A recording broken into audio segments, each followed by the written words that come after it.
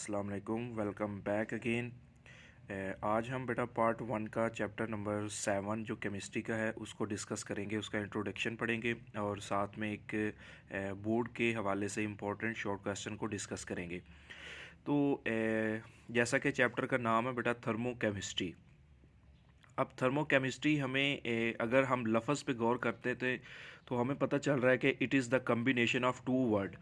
First word is therm and second word is chemistry. अब therm means heat.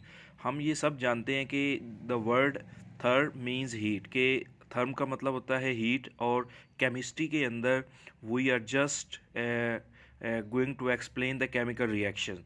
तो अब यहाँ से हमें समझ में आ रहा है कि थर्मोकेमिस्ट्री में चूँकि हीट और केमिकल रिएक्शंस की बात हो रही है, तो डेफिनेटली इन दो चीज़ों के दरमियान में, एक हीट और दूसरा केमिकल रिएक्शन के दरमियान में, जब हम रिलेशनशिप या इनमें जो चेंजेस आते हैं उनको डिस्कस करेंगे तो उसे हम किसका नाम देंगे? थर्मोकेमिस्ट्री का नाम देंगे। तो इसलिए बेटा यहाँ पे मैंने इसको डिफाइन किया है। वो कहता है the branch of chemistry in which we study about the relationship between heat changes and the chemical reactions taking place के इज़ कॉल्ड थर्मोकेमिस्ट्री। अब इसमें ना बेटा इस पूरे चैप्टर के अंदर हमने सीखना है कि केमिकल रिएक्शन से हमारे सिस्टम में हीट चेंजेस कैसे आते हैं। मतलब हीट चेंजेस का मतलब ये है कि सिस्टम का टेम्परेचर बढ़ जाता है या सिस्टम का टेम्परेचर कम होता है, या हम कुछ केमिकल रिएक्शंस के थ्रू डेली लाइफ के अंदर जो यूजेस है वो देखेंगे। इन सारी चीज़ों का डिस्कस हम इस चैप्टर में करेंगे। अब बेटा कुछ पॉइंट्स से नीचे मैंने लिखे हैं, यही पॉइंट्स को हमने एक्सप्लेन करने इस चैप्टर्स के अंदर। वो कहता है कि जब भी कोई केमिकल रिएक्शन होता है ना तो दो काम होते हैं। नंबर 1, या तो बेटा बॉन्ड बनता है या तो बॉन्ड टूटता है। वो कहता है कि when a chemical reaction takes place there are two possibilities, कि दो पॉसिबिलिटीज़ है।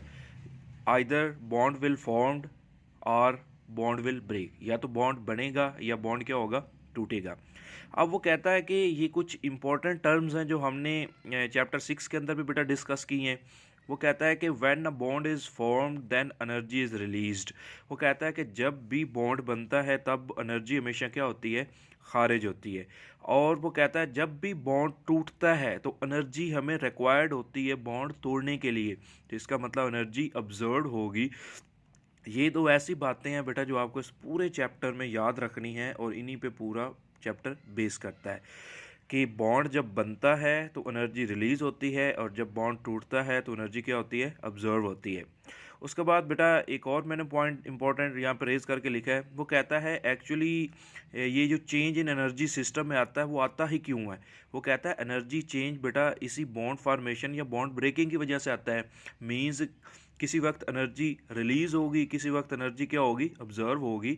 तो इसीलिए सिस्टम का जो टेम्परेचर होता है चेंज होता है। अच्छा, ये जो आखिरी पॉइंट है ना, इसके एक शॉर्ट क्वेश्चन भी बन सकता है। वो कहता है कि why there is energy change occurs, कि एनर्जी चेंज होती ही क्यों है। और ये फैसलाबाद बोर्ड में तो कभी नहीं आया, लेकिन ये लाहौर बोर्ड के अंदर ये शॉर्ट क्वेश्चन आ चुका है। तो उसका आंसर बेटा ये आखिरी है, ये वाला। तो उसके बाद बेटा हम नेक्स्ट मूव करते हैं इस चैप्टर का। वो कहता है कि जो हमारे पास टाइप्स ऑफ रिएक्शंस हैं, चूँकि हम रिएक्शन को डिस्कस कर रहे हैं, वो कहता है दो तरह के रिएक्शंस होते हैं on the basis of energy change. Energy change की बुनियाद पर बेटा इसकी दो टाइप्स है। एक होती है एंडोथर्मिक रिएक्शन, और दूसरा बेटा हमारे पास होता है एक्सोथर्मिक रिएक्शन। ये इस चैप्टर का ना इम्पोर्टेंट 3 शॉर्ट क्वेश्चन में से एक शॉर्ट क्वेश्चन है। वो एक का भी पूछ सकता है, एंडोथर्मिक का भी, एक्सो का भी पूछ सकता है, लेकिन हम उसको डिफरेंस में डिस्कस करेंगे ताकि दोनों एक साथ क्लियर हो जाए। अच्छा, एंडोथर्मिक रिएक्शन बेटा वर्ड पे गौर करते हैं। एंडो, एंडो का मतलब होता है इन, कि किसी चीज़ में अंदर, वो कहता है। और एक्सो, एग्जिट से निकला, इसका मतलब बाहर। तो वो कहता है एक ऐसा केमिकल रिएक्शन जिसमें जो हीट होती है वो बाहर से अंदर मूव करके आती है, मतलब ऑब्जॉर्व होती है, उसे एंडोथर्मिक केमिकल रिएक्शन बोलते हैं। और एक ऐसा केमिकल रिएक्शन जिसमें हीट अंदर से बाहर निकल के जाती है, मतलब एग्जिट होती है या रिलीज्ड होती है, that is known as exothermic chemical reaction. नीचे बेटा मैंने ना एक एग्जाम्पल दी है कि हाइड्रोजन के मालिक्यूल्स को उसके एटम्स में तोड़ने के लिए हमें इतनी एनर्जी देनी पड़ती है 218 किलो जॉल पर मोल, और ये हमारे पास एंडोथर्मिक रिएक्शन होगा, मतलब इतनी एनर्जी रिक्वायर्ड है, ऑब्जर्व होगी, तब ही जाके H2 मालिक्यूल टूटेगा HH के अंदर। लेकिन वो कहता है कार्बन और ऑक्सीजन का जब रिएक्शंस होता है तब एनर्जी रिलीज़ होती है, और कितनी एनर्जी बेटा रिलीज़ होती है? 393.7 किलो जॉल पर मोल। अब यहीं से एक चीज़ बेटा आपको पॉइंट सीखना है, यही एंट्री टेस्ट या बोर्ड के अंदर एमसीक्यूज इंपॉर्टेंट है। एंडोथर्मिक केमिकल रिएक्शन में एनर्जी ऑब्जर्व हो रही है, तो तब साइन हमने कौन सा लगाया बेटा? हीट का, प्लस का लगाया। यही नीचे मैंने लिखा है, positive sign is use. Exothermic में जब एनर्जी रिलीज हो रही है, बाहर निकल रही है, खारिज हो रही है, तो तब हमने साइन बेटा कौन सा लगाया है? नेगेटिव लगाया है। उसके बाद एक आखिरी बेटा यहाँ पे एक पॉइंट है, मोस्ट इंपॉर्टेंट है एंट्री टेस्ट के हवाले के लिहाज से, फ़र्क करके मैंने लिखा है। ये पहले मैं आपको समझाता हूँ कि इसका मतलब क्या है। अच्छा, हमें पता है बेटा कि जब भी रिएक्टेंट्स आपस में रिएक्ट करते हैं तो हमारे पास क्या चीज़ बनती है? हमारे पास प्रोडक्ट बनते हैं। अब देखो यहाँ पर मैंने लिखा है रिएक्टेंट से यहाँ पे बेटा प्रोडक्ट बन रहा है, यहाँ पर भी रिएक्टेंट से क्या बन रहा है? आपके पास प्रोडक्ट बन रहा है। याद रखिएगा, इस साइड पे एंडोथर्मिक है, इस साइड पे क्या है बेटा? एक्सोथर्मिक है।